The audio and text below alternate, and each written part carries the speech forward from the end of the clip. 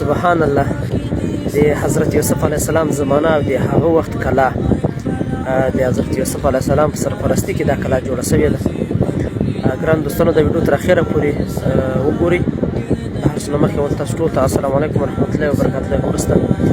وایي تکامل ته یې نیمګړي په خدای سپارم، ارمانونه ستړي ستړي په خدای سپارم، او ګوندې ورک یوسف مې راولي تر مصره، زه د دې قافلې پړي په خدای سپارم. ګرانو دوستانو یو ډېر تاریخي ځای ده او یقین وکړئ چې د داسې تاریخي ځای په لیدلو باندې د انسان زړه ته سکون حاصلېږي. دا هغه تاریخي ځای ده چې واقع به یې تاسو ټول خبر یاستئ. قرآن کریم کې هم الله تعالی ذکر کړی ده او هر څوک د حضرت یوسف علیه السلام له واقع خبر ده. او کله چې حضرت یوسف علیه السلام بندي و نو بیا چې د مصر باچا خوب ولیدو او وی ویل چې د دې خوب تعبیر به څوک ماته راکړي. نو بیا حضرت یوسف علیه السلام دغه خوب تعبیر ورکړو او ورته وی ویل چې 7 کلونه به را روان داسې قحطي وي چې غله او غنم به هېڅ ځای هم نه پیدا کېږي، نو ته غله یو ځای کړه. نو بیا حضرت یوسف علیه السلام د باچا په حکم باندې وزیر خزانه وټاکل سو او یعنی خزانچي وټاکل سو. او بیا باچا امر ورته وکړه چې ته یو داسې ځای جوړ کړه چې په هغې کې موږ غنم او غله ذخیره کړو. نو بیا د حضرت یوسف علیه السلام سرپرستي کې دا کلا جوړه شوه د غنمو د غلې د ذخیرې لپاره چې دا په څنګ کې ریل ګاډی هم ورسره تېرېږي. اوس خو جدید زمانه راغلی خو هغه زمانه نو زرګونه کاله مخکینۍ زمانه دا کلا زرګونه کاله مخکې جوړه شوې ده او ډېره پخوا زمانه وه. نو په هغه وخت کې په دې نن سبا دا وګورئ دا وایي چې داسې 4 دیواله دا کلا جوړه شوې ده. لکه زموږ په هېواد کې زموږ په وطن کې چې کله کلاوې جوړېدې پخوا زمانه کې بیا به بیخي زیاته تربرونه خپلوان کلیوال به ټول به د یوه کلا کې سره اوسېدل. نو آبادي دومره زیاته نه وه، تاریخ ځایونه اوس هم هغه کلاوې پاتې دي. نو دا وګورئ دا کلا یې ټوله له خښتو جوړه کړې ده. د دې کلا 15 قدمه د دې کلا سور ده. دا تاسې وګورئ ټولې وړې خښتې دي او له خښتو دا کلا جوړه شوې ده چې په هغه زمانه کې څومره همت او تکلیف یې کړی ده. هغه د غلې لپاره د غلې د ذخیرې لپاره دا کلا د حضرت یوسف علیه السلام سرپرستي کې جوړه شوې ده. د مصر باچا خوب ولید حضرت یوسف علیه السلام تعبیر ورکړو د خوب چې 7 کلونه به داسې قحطي راشي چې بیخي غله به نه پیدا کېږي، خلک به له ډېره لرې ځای راځي. بیا چې د حضرت یوسف علیه السلام ورونه ورسره له بنیامینه چې حضرت یعقوب علیه السلام راولېږل د غلې لپاره، بیا له حضرت یوسف علیه السلام سره د خپلو ورونو په همدې کلا کې ملاقات هم وسو، سره ویې لیدنه یې سره وسوه. ډېره جالبه واقع ده هغه، تاسې به ټول خبر هم یاستئ. بیا چې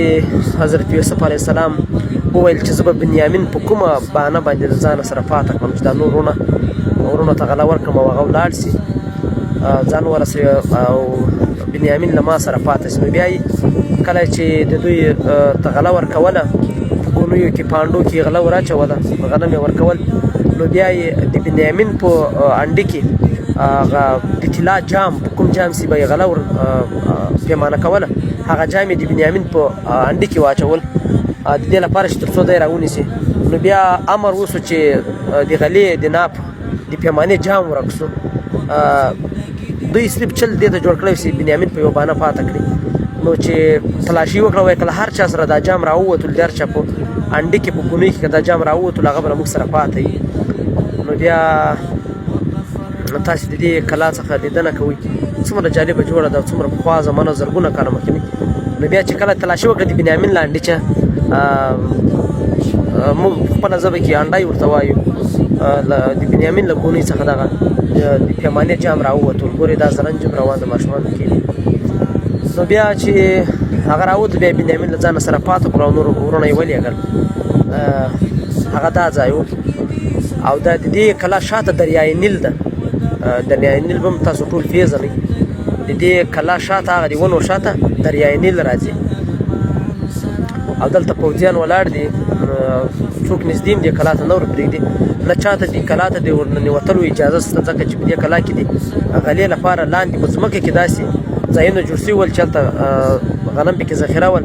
نو هغه پخوا زمانه کې جوړ شوي ول کېدای شي چې اوس داسې نه وي چې څوک یې ولویځي او دا ګورې ریل ګاډی یې مخته تېرېږي څنګ کې پوخ سړک ده او دا کلا 1 کیلومتر د دې کلا اوږدوالی ده درود شریف مه هېروئ اللهم صل وسلم وبارک علی سیدنا محمد وعلى آله واصحابه اجمعین او ما سید شاه خالد وطنیانو په خپلو نیکو دعاګانو کې یاد ساتئ نو اوس د دې کلا کوشش کوو چې دا کلا اوس وګورو چې څومره اوږده ده صحیح ده 1 کیلومتر د دې کلا اوږدوالی ده او 15 قدمه چې کوم ده د دې کلا سور ده ښه او هغه شاته ونې چې دي 2 دروازې دریای نیل خواته دي او یوه دروازه یې د پوخ سړک طرف ته ده یوه دروازه یې بیا هغه د ښار خواته ده تاسې اوس ورته ګورئ چې دا کلا څومره اوږده ده د دې کونجه ګوره دا د کلا برج ده یعنې کونج یې ده زموږ په وطن کې به اوس هم دا برجونه خلک ورکوي کلا ته کونج کې داسې جوړه لکه برج سي او دلته اوس دروازه هم یوه راځي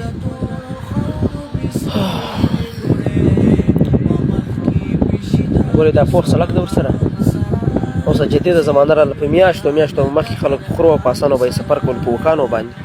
اوس جدیده زمانه راغله د یوې میاشتې سفر په 2 ساعته کې کېږي هغه ډېره ښه زمانه وه صادقه خلک ول ایمانداره خلک ول چلبازي منافقت دوکتوب دا نو اوس ګورئ دا کلا ده دا بارانونو داسې کړې ده ډېره یې خرابه کړې ده دا یې دروازه راغله ګورئ دا د کلا دروازه خو نسته نو پکې زرګونه کاله تېر شول خو هغه د دروازې ځای لا پاته ده کوم چې دروازې ځای ده ګوره دا پاته ده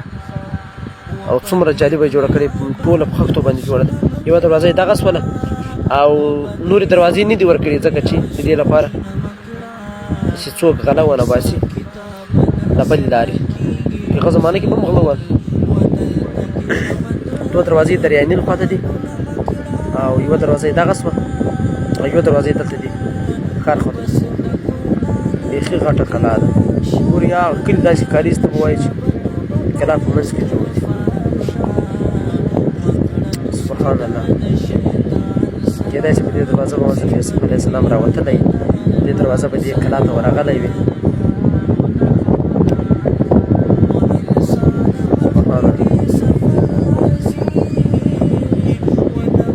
دا وګورئ یوه دروازه یې دغه طرف ته ده چېرې چې ونې دي مخکې ورسي بیا دې طرف ته یوه بله دروازه کلا ته د ننوتلو اجازه نشته ځکه چې د دې لپاره چې د دیوالو د ړنګېدلو لاندې د لوېدلو خطره یې زیاته ده